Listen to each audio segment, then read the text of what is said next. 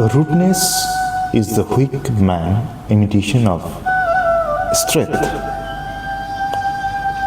जो मान्छे साँच्चैकै कमजोर छ, ऊ भित्रबाट कमजोर छ, तर उसले दुनियाँको अगाडि आफूलाई शक्तिशाली अथवा म सबैभन्दा ताकतिलो छु भनेर देखाउन खोज्छ, त्यो मान्छेले कहिले पनि अरू मान्छेसँग राम्रो व्यवहार गर्दैन।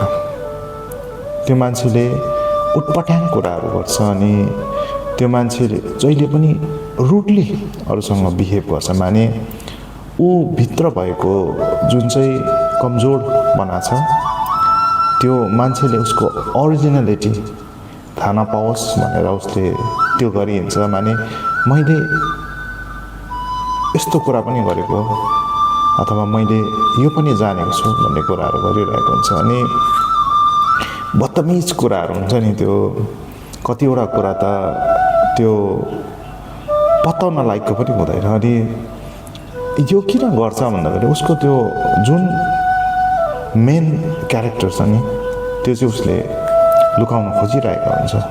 अनि कति मान्छेले त्यो मेरो भित्रको कमजोर पक्षलाई थाहा पाउँछ कि भनेर चाहिँ उसले जहिले पनि एउटा बोल्ड खाले होइन रुट खाले व्यवहार दुनियाँको अगाडि देखाइरहेको हुन्छ।